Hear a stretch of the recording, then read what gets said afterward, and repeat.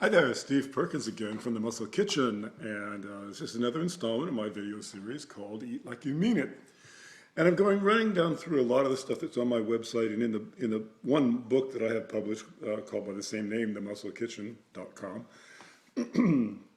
and hitting the major topics because I, I found that people are doing a lot of wrong things, and not because they do it knowingly.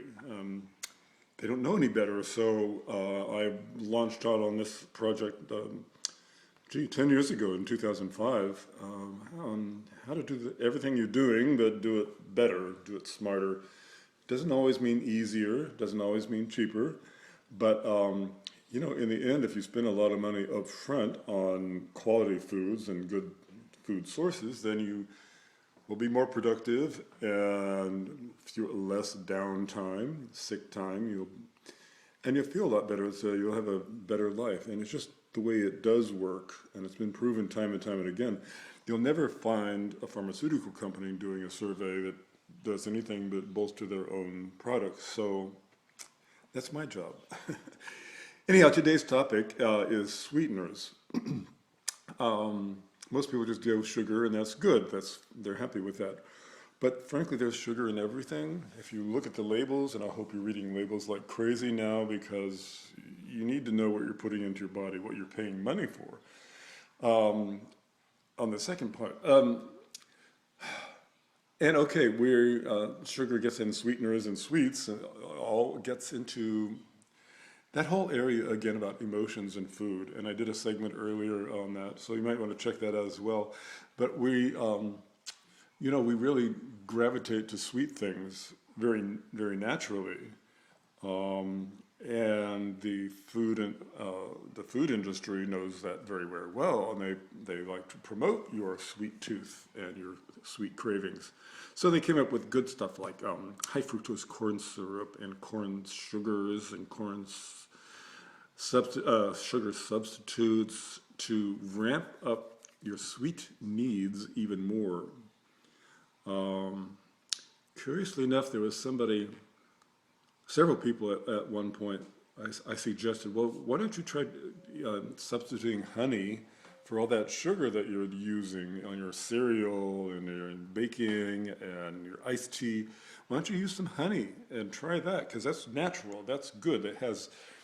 Honey is amazing. It really is in its purest form. It supplies us with some allergens, which can prevent you having allergies. If you're exposed to local pollen in your immediate area, it might be 50-mile radius or something, by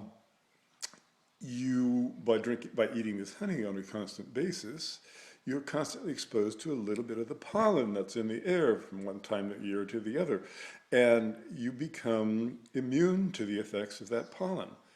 If you if you don't eat any honey in your area, and all of a sudden some tree blooms or some wildflower blooms or weeds, and you have an allergy problem, then you panic and you go get all these crazy expensive medications, when all you need to do is just switch from honey to sugar to honey. And curiously enough, these same people would say, oh, honey, it tastes so sweet to me. It's just too sweet. I find that very, very curious. And then I realized that they're probably not using honey that's pure, that's raw or unfiltered. They're probably using really cheap brand of honey. I can't blame them. We're all on a budget. Come on. But really, you're not going to get the positive effects of honey if you're going for the cheap end. And frankly, food manufacturers are so smart. They're so clever and devious and immoral. Some of them do, and still do, produce honey. They call it honey because they can. The food industry is poorly regulated when it comes to labeling. Unfortunately, we're making some changes there, but gradually, they're so stubborn. Of course, there's a lot of money to be lost if we demand labeling, especially with GMOs. I digress. You can count on my digressing a bit. If every one of these I have, but I catch myself, at least that's something, okay? Where was I? Oh, so the fake honey that they make is pretty much just sugar, a lot of really thick sugar and water, like some coloring and some kind of flavor that tastes kind of like honey. They might even put some honey in the water, in the sugar water, and then they slap a label on it, call it honey. They can even call it natural, and natural doesn't mean anything. There's no proof, there's no certification for the word natural on products. So just ignore the word natural and don't think that you're getting organic or certified organic, certainly not. So that's a little thing on honey. I've got a lot of notes here, so I'm like refer to them. So um, yeah, we really are attached to our emotions when it comes to sweet things. It kind of does, it feels good temporarily, but in the long run, any kind of sweeteners affects your glycemic levels, your energy. And that's what glycemic levels means. They gauge how quickly a food is delivered into your bloodstream, and your energy and the glucose in your blood rises, and then it will either level off or and then go down. In some cases, like really extreme cases, like with coffee, it's like zooms all the way up, then crash and burn. Really a radical spike, and the shape is just that. It's like a really steep climb and default and fall. And with honey, the same thing. And with sugar, you know what the very, very best sweetener is for glycemic, while we're talking about glycemic index, is stevia. Let me show you. I have some stevia right here. These are packets, stevia packets. Now, it grows in Central America. It's a plant, and they take parts of the plants and the leaves, grind them up very fine, and so these are packets of sugar, packets of stevia, and this is white, but I've actually seen some of the powder which is green, which means it's probably not, probably even more closer to the original, which is what the whole point is. But stevia has a very, very gentle glycemic index. It rises very, very gently, sustains energy, and then it just really, really gradually tapers off on the back end. So it's very sane and very safe and predictable. While I've got the stevia in my head, I'll have some in my hand. Here's a container of stevia powder, and it comes with a tiny little scoop. And you see that tiny little scoop? I mean, you can see the size of it. It's just really tiny. It's so powerful that one little scoop will do a lot more. You could probably sweeten a whole pitcher of iced tea with that one tiny little scoop. And I can't even begin to imagine how many part of a gram that is. But this is 100% pure stevia. Can you see it? Okay, 100% pure stevia. It also comes in liquid form, which is a great thing to have. This is a concentrate. If you're going to put it into a smoothie and you want to make it sure it's really distributed evenly, the concentrate is great. Comes with there's an eyedropper in there, and it's brown. It's brown. So, and again, a tiny bit goes over. And I see the recommended use as a dietary supplement. Take 4 drops with beverage. I have no idea how sweet that is, but it is incredibly sweet. So, if you're going to use stevia, just do a tiny bit and taste first before you serve it to people if you don't be familiar with it. Something else I was going to say about that. Oh, also there's a product called Truvia. There's a couple of products out there now called Truvia, and there's another one. I'm sorry I've forgotten the brand name. And very often I'll mention brand names when they're absolutely stellar and impeccable and incredibly highly recommended. And I will name brand names when they're really just messing with the public. And writing the stevia, good stuff. Truvia has a higher percentage of sugar in it than stevia. It's stevia and sugar, but sugar is the first ingredient. So they're calling it, some miracle sweetener, but it's not. It's just little sugar with a tiny bit of stevia thrown in, so they can get away with this new label, marketing stuff. It's not a food, nutrition, or a supplement label. So read your labels and be very question a lot.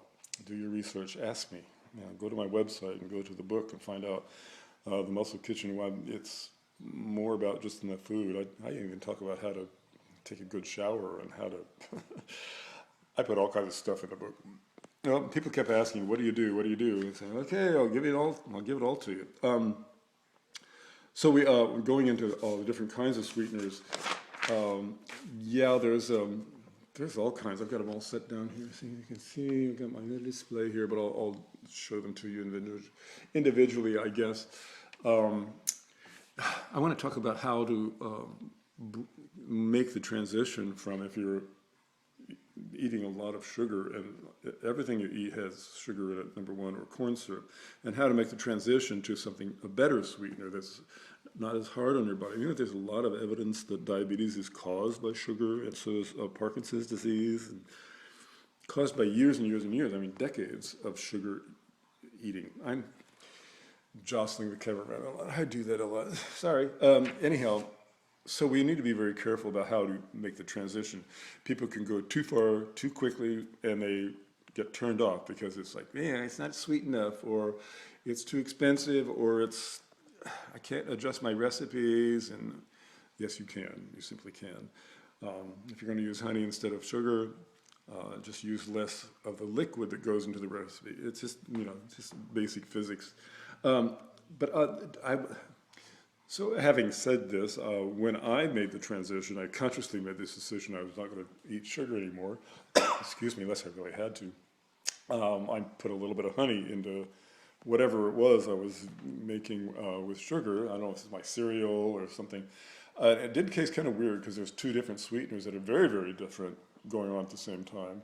And I believe it was fairly high quality honey that I was using then. Now it's all raw honey, unfiltered, local honey, like this. I live in Palm Springs, California, and Trader Joe's does provide some good options. But always read the label on the back. I'm going to say, where was it distributed from? Obviously, it's going to be distributed from somewhere fairly close to where it was harvested, we presume. And so this comes from Monrovia. This is from the local. And Monrovia is where the local warehouse is for Trader Joe's, but this is a product of Mexico, which is more than 50 miles away, but it's somewhat local. It's the best we can do out here in Palm Springs in the middle of the desert. Here's another one, even closer, from Redlands, which is much closer to Palm Springs, kind of like halfway between here and Los Angeles. And so this is even more local. And so I definitely have this. This is raw, local honey. And it's not it's minimally filtered. Maybe you can see it's somewhat clear, but it's very thick. Some honey producers will put a lot of water in it. Here's a cheap one called Aunt Sue's. It says 100% pure strained honey, raw, wild, natural. Okay, all my red flags just went up. Raw, but wild and natural, I don't think so. Minimally strained. Look at it. I think they probably put water in it to make it slide around. They do the same thing with pancake syrup. It's just food coloring and sugar, water, a little bit of flavoring. So gradually make your transition from sugar. You won't regret it. You won't miss it. And kind of like my roommate does some baking once in a while, and at least he's trying to make the difference. He got some organic sugar, which is cane sugar grown organically, which is like one step in the right direction, but I don't know. Here's another one called Sugar in the Raw. Natural grain turbinado sugar, great for baking, they say. It's still crystallized sugar. It's still not a good source. It either comes from sugar beets or from sugar cane, and that takes a lot of processing for it to get into this crystallized form. Good sound. And here's another terrible version. It's brown sugar. Terrible. It's just regular sugar with a little bit of food coloring. Sometimes they put a little molasses in it to make it taste a little better. But it's not good for you. It's not the right kind of sweetening. And speaking of molasses, here's the great thing. It's a spring tonic. Take a tablespoon every spring it will help you a lot. But I put it in my oatmeal with a tiny bit of this and a little bit of honey. Oh, it's delicious. It's great. The wonderful flavor when you get used to it. This is unsulfured organic molasses. Unsulfured. You'll find that it's a blackstrap molasses too. I meant to say it's on the label here somewhere. A good source of potassium, calcium, and iron. Organic and fair trade certified. So this is a great label. I think it's from Whole Foods. Anyhow, those are but the only, I don't do any of these sugars. Certainly don't do that honey. These are the only ones I do, and I take the packets with me because I don't drink iced tea, so I don't need to take packets with me. This one, yes. So those are my sweeteners: molasses, honey, stevia. Oh, and the best for last is maple syrup. Now, of course, they figured out a way to screw up maple syrup. It comes out of the maple tree, beautiful, great. But American regulations say that it has to be purified and filtered and slightly heated before it can be manufactured and produced and distributed in America. So I always look for Canadian-produced maple syrup. And I like the darker kind because it has a lot more flavor. So grade A, it's the best grade A. That you can buy grade B, but it doesn't taste very good to me. And I have a feeling it doesn't have the, there might be some super bugs and super good bugs in maple syrup that we need. And so I don't mess with Mother Nature. I try not to believe any of the marketing hype unless I really know it works. So great maple syrup is fabulous. I put it on oatmeal. I put it in, because once in a while we make our own waffles around here or pancakes. And there's nothing like it. What else am I say to you? Let's see. Well, let me get a little bit technical. Did you know that 1/3? Let me see. Nearly 1/3 of all carbohydrate calories in the standard American diet come from added sweeteners. And beverage calories account for about half. So it's really, it's hard to avoid sugars and the bad sweeteners. Let me read off the brand names of the bad artificial fake sugars that you should avoid, and you will definitely recognize some of them. Sunnet, S-U-N-N-E-T-T, Sunnet Sweet 1 Equal. NutraSweet, very, very common. Sugar Twin, you may have heard of. Sweet and Low, and Splenda, you definitely have heard of. And Truvia is on my blacklist now because it's really just sugar in the guise of stevia. And the ingredient names you should be looking out for, if it doesn't say sugars of some sort, if it says aspartame, run the opposite direction. Aspartame is causing heart disease, crazy like that. And aspartame is the main ingredient in Splenda. Splenda, lovely. Brown sugar, corn syrup, no, brown corn sugars. They're even relabeling stuff. You know to look out for high fructose corn syrup, but now they're relabeling it as corn sugars. Same thing, exactly the same thing. Dextrose, galactose, glucose, fructose, lactose, maltose, sucrose. All those ones that end in O-S-E. They're chemical versions of the real thing. And why do they do this? Because it's very cheap to manufacture, easy to store, easy to transport, very versatile. So along with the corn syrups, and corn sugars, it's very economical for the manufacturers to throw that in instead of sugar. Sugar is certainly not a better alternative. It's just a little more expensive to deal with than all these liquid versions of chemicals and scary stuff. Turbinado sugar and white sugar, of course, confection sugar, powdered sugar, no. Maltodextrine, that's another nasty chemical sweetener. Just avoid it. And pancake syrup we talked about. If it says pancake syrup, don't. If it says maple syrup, yes. That's what you're really looking for.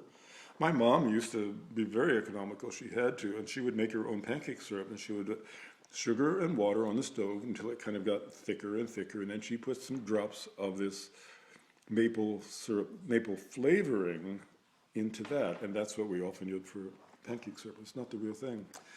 Bless her heart, Mom did the best she could, as we all do. Let me make it another thing about transition from bad sweeteners to good sweeteners.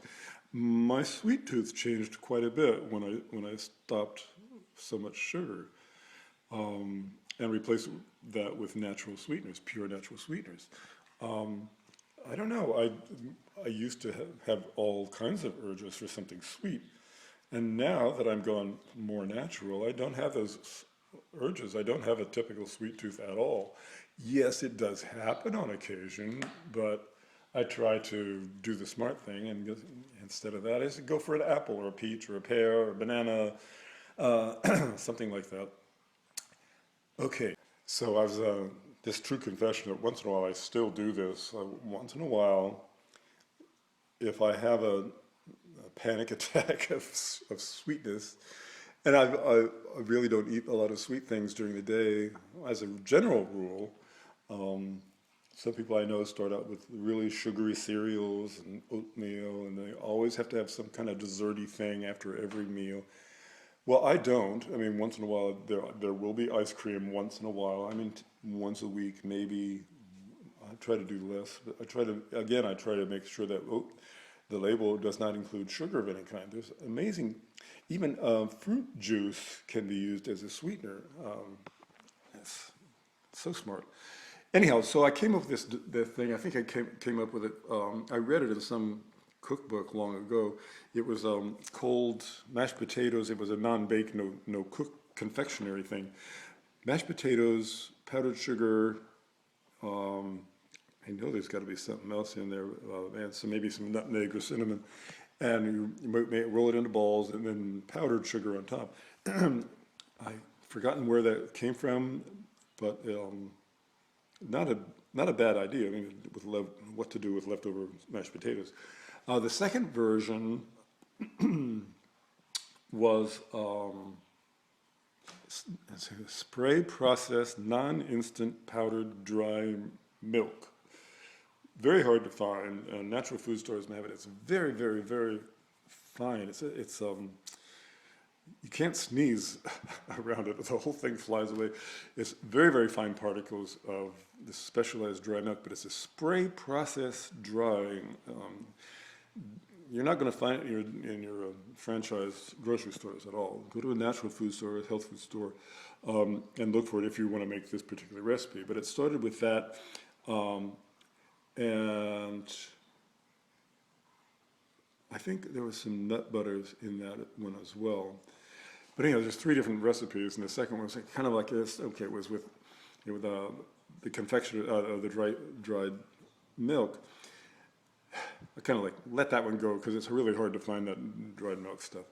The third one, which is easy and no-brainer, 1 bowl, 1 spoon, a couple big dollops of peanut butter, cashew butter, or almond butter. Originally, it was like equal parts of honey, but usually I use a little less honey, and then protein powder to taste. Or, you mix it up, and that's however you can mix it. Sometimes protein powder has sugar in it also, so factor that into your formula. Mix those 3 together, and there you got it. You don't even have to roll it into balls. You just eat it with a spoon, and boom, you're done. That's incredibly satisfying too. It depends upon what kind of nut butter you use. But I like the crunchy because it's less processed. I like to have a little bit of bite, some crunch to it. So that one's a good thing. My recipe for Clark, I think it's on the website, I think. And I do have a for-company version of it called Power Balls. And it's just a little dressier, and certainly you might put some nuts in the mixture, or crushed up, ground up nuts or something, and then maybe some cinnamon or allspice or nutmeg for the holidays. And you roll it into balls, then dust it with more protein powder or crushed nuts or something. Very festive. They're not exactly cheap for party favors, so you It's the protein power, and it's the nut butters that drive the cost up. But that's what it's all about. It's like quality snacks and quality desserts. So you eat one or two of these and that's it. You don't really need more because they're so rich, so sweet, and so satisfying.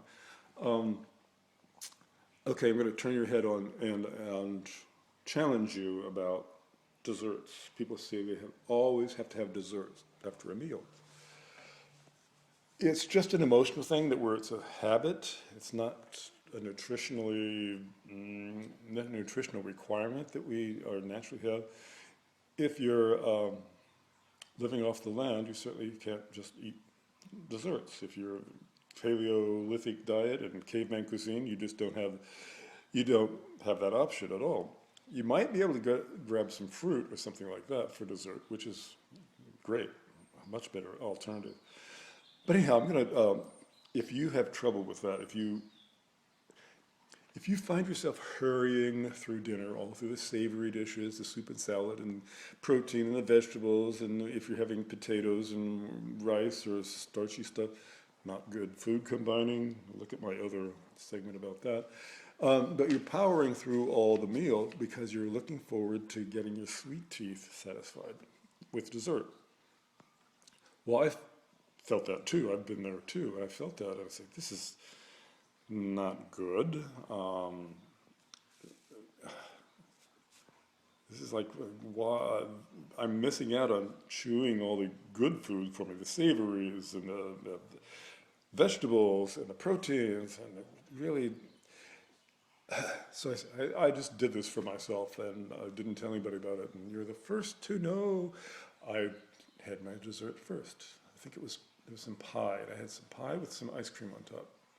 The ice cream was not sugar sweetened. It had date sugar in it, I think, which is another one I didn't mention. Date sugar is kind of great. There's sorghum, which is molasses, a version of molasses. There's malt barley, which is a very strange sweetener. It's certainly not strong.